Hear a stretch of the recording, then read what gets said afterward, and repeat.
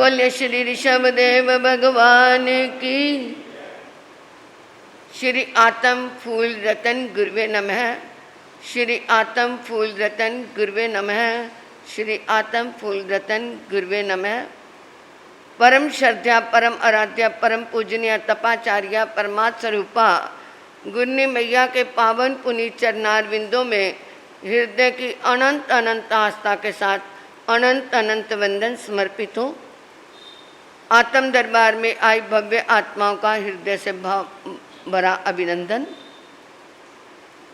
आप सुन रहे हैं भक्तामृत स्तोत्र की गाथाओं का विश्लेषण। आज 29वीं गाथा। कल बताया था कि जो देव हैं वो प्रभु के चरणों में आकर के 8 महाप्रतिहारियों का संयोजन करते हैं। कल अशोक वृक्ष था और आज प्रभु जिस पाद पीठ पे विराजमान होते हैं, जिस सिंहासन पे विराजमान होते हैं, वो सिंहासन भी देवताओं के द्वारा ही वहाँ समोसरण में बनाया जाता है। और उसके लिए कहा सिंहासन है मणिमयुक्त शिखा विचित्रे। वो सिंहासन जो है वो स्फटिक सिंहासन है और उसमें क्या लगे हुए हैं, रतन जड़े हुए हैं, मनियाँ जड़ी हुई हैं।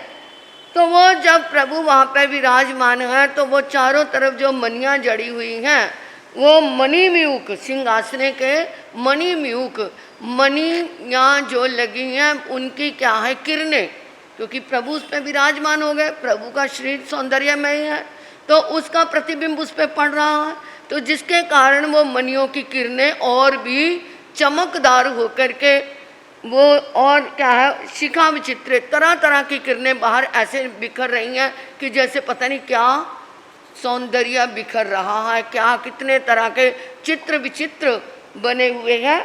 विभ्राजते तब वपुकन का विदातम, उसके ऊपर उस सिंहासन के ऊपर विभ्राजते शोभायमान हो रहे हैं।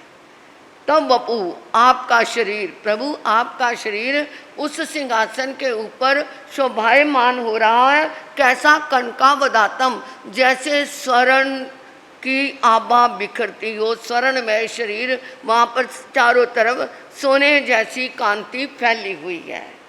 बिंबं व्यद विल्स लस दंशु लता वितानम, और बिंबम एक बहुत बड़ा बिंब, चमकदार गोला, बिंब मतलब गोला एक बहुत बड़ा, जैसे सूरज का एक गोला हो। व्यदविल लस, वो क्या है, आकाश की तरफ क्या है, ऊपर की ओर बढ़ता हुआ। संदशु यानी चंद्रमा की किरणें, अंशु सूर्य को, चंद्रमा ने सूरज की किरणों से बड़ा हुआ। वितानम, जिसका क्या है, किरणों का जाल चारों तरफ फैला हुआ है। ऐसा सूरज महसूस होता है कि उन क्या है, किरणों से शोभायमान होकर के जैसे ऊपर की ओर उठ रहा है। और कैसे उठता लग रहा है, तुंगो द्याद्री शिर शिव सहस्र रश्मि, सहस्र रश्मि हजारों किरणों वाला। तुंगो द्याद्री, जैसे उदयचल पर्वत के ऊपर की शिखा में, तुंगो पर्वत उदयचल, उदयचल पर्वत की ऊपर की चोटी पर, शिखा मतलब सबसे अग्रभाग में यानी ऊपर की चोटी पर, अब वो क्या है, सुशोभित हो रहा है 1000 रश्मियों वाला, 1000 किरणों वाला वो सूरज। यानी सिंहासन के ऊपर बैठे हुए प्रभु ऐसे लग रहे हैं जैसे कोई सूरज क्या हो रहा है, शोभायमान हो रहा है और उसके अंदर हजारों किरणें हैं। और वो क्या है, पर्वत की चोटी की तरह सिंहासन लग रहा है कि चोटी के ऊपर बैठे हैं। तो ये क्या है, सिंहासन को उन्होंने उदयचल पर्वत बना दिया और उसके ऊपर वो प्रभु के शरीर को क्या कह दिया, हजारों रश्मियों वाला वो बिंब, जैसे प्रभु का शरीर शोभायमान हो रहा है। और सिंहासन के ऊपर लगी हुई मणियाँ जो हैं उनका तो जो प्रकाश है ही, परंतु प्रभु के शरीर का प्रतिबिंब उसके ऊपर पड़ने से और भी वो चमकदार बन गया है। तो इसे योग शास्त्र में कहा कि जैसे ये हमारा नाभि के अंदर मणिपुर चक्र होता है, मणिपुर ये नाभि है ना, जैसे आप पंजाबी में धरण बोलते हैं, जिस जगह पे होती है ये नाभि, उसके अंदर एक मणिपुर चक्र होता है। जैसे 7 चक्कर हैं शरीर में, यहाँ सहस्रार चक्र है, यहाँ ज्ञान चक्र है, यहाँ विशुद्धि चक्र है, यहाँ पर प्रेम चक्र है, यानी ये क्या है, ऐसे 7 चक्र हैं।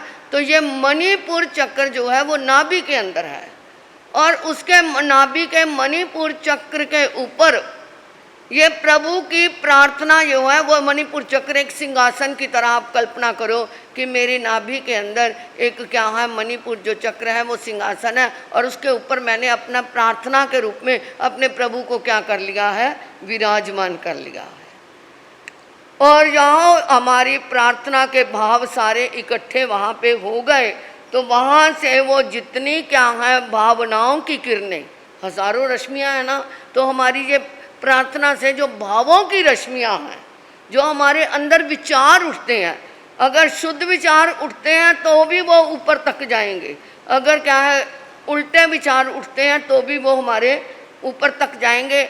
एक का परिणाम शुभ है और एक का परिणाम अशुभ है। तो जिस समय आप स्वाध्याय में, तप में, जप में, जाप में रमन करते हैं, उस समय ये अपने मणिपुर चक्र पे वो सिंहासन के रूप में अपने क्या है शुद्ध विचारों को क्या करो, बिठा लो, प्रभु को बिठा लो उनकी कल्पना से। तो वहाँ से उठते हुए विचार हमारे क्या है हार्ट चक्र को, स्वादिष्टान चक्र को, थॉट चक्र को, थर्ड आई चक्र को, क्राउन चक्र को वो पवित्र करते हुए ऊपर तक जाएंगे, और वो शक्ति हमारी पूरे आत्म प्रदेशों में फैलेगी। जिस समय मणिपुर चक्र से विचार उठते हैं, दिल में जाते हैं, तो दिल का जो क्या है, जो खून का दौरा है, आपको पता है, एक सारे दिन में कई हजारों मील वो खून का दौरा पूरे शरीर में हो जाता है, कई हजारों मील, क्योंकि वो एक एक नस के अंदर वो क्या पहुंचता है, खून पहुंचता है। तो इसी तरह ही वो विचार अगर हार्ट चक्र में पहुंच गए तो वो विचार क्या है, तुम्हारे पूरे आत्म प्रदेशों को क्या करेंगे, शुद्ध करेंगे। तो हमें प्यूरिफाई करवाने के लिए और कहीं जाना नहीं पड़ेगा, तो हमारा अंदर से विशुद्ध रूप हो जाएगा। तो ये कितना सुंदर प्रभु का बताया। तो ये अष्ट महाप्रतिहार्य क्यों? क्योंकि जिस समय कोई भी तीर्थंकर दीक्षा लेने से पहले वहाँ उनके पास आकर के देव आते हैं, इंद्र आते हैं और प्रार्थना करते हैं, प्रभु आपका अभी निष्क्रमण करने का समय आ गया है, आपका दीक्षा लेने का समय आ गया है, तो आप क्या है दान करो। तो वो राजा लोग तो होते ही थे, तो वो उनके भंडारे में जितना दान होता था वो दान देना शुरू करते थे। तो देव क्या करते थे, शून्य घर का, शून्य महल का, शून्य जगह पर कहीं क्या है धर्मशाला जिसका क्या है, यानी 7 पीढ़ियों तक जहाँ पर किसी धन का कोई वाली वारस ना हो, यानी कहीं दबा हुआ हो, तो वो क्या है, अगर ये क्या है वहाँ पर कोई वाली वारस है फिर नहीं उठा के लाते क्योंकि उनको दुख होगा। तो जिसका कोई वाली वारस 7 पीढ़ियों तक ना हो तो देवता उस धन को निकाल के ले आते और उसे क्या करते, उसका भगवान का नाम लिखते, भगवान के माता पिता का नाम लिखते, उस समय का नाम लिखते, और वो क्या है उस खजाने को भरते रहते। ये देवताओं की तरफ से भरा जाता है। और जब वो भरते हैं तो फिर वो क्या है घोषणा हो जाती, प्रभु ने वर्षी दान देना है, जिसने लेना ले आओ। 2 इंद्र दाईं तरफ खड़े होते, 2 इंद्र बाईं तरफ खड़े होते, और लेने वाला आता, प्रभु ने मुट्ठी भरी, उस समय तो वो भी राजकुमारी हैं, मुट्ठी भरी, और इंद्र ने देखा इसकी किस्मत में थोड़ा है और प्रभु की मुट्ठी में ज़्यादा है, तो वो अपनी शक्ति से उस मुट्ठी में से निकाल देता और उसकी किस्मत में जितना है उतना उस पर पहुँच जाता है। अगर प्रभु की मुट्ठी में कम है और लेने वाले की किस्मत में ज़्यादा है तो वो अपनी उस विद्या से उसके अंदर और धन मुट्ठी में भर देता। तो ये जो दान दिया 1 साल तक 3 करोड़ 80 लाख 3 अरब 80 करोड़ 80 लाख, ये क्या है वो 1 साल का 1 करोड़ 80 लाख सुनिए रोज क्या दान देते थे।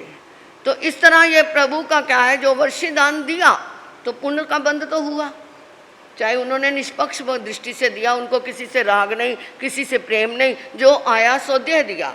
नहीं तो इंसान प्रेम के वश होकर के किसी को देते हैं तो वो दान नहीं गिना जाता, वो सेवा नहीं गिनी जाती, वो स्वार्थ गिना जाता है, वो मोह गिना जाता है। परंतु वो तो क्या है निष्पक्ष दृष्टि से, किसी से कोई प्यार नहीं, परंतु पुण्य का बंध तो हो गया ना। तो वो पुण्य का बंध उन्होंने तो सारे कर्मों को खत्म करके मोक्ष में जाना है। तो वो जो उनका पुण्य का बंद हुआ, सुख का बंद हुआ, वो इन 8 महाप्रतिहारियों के रूप में वो दिए हुए दान का फल भोगते हैं। तभी देवता आकर के वहाँ पर 8 महाप्रतिहार्य, आज दूसरे महाप्रतिहार्य का आपने वर्णन सुना।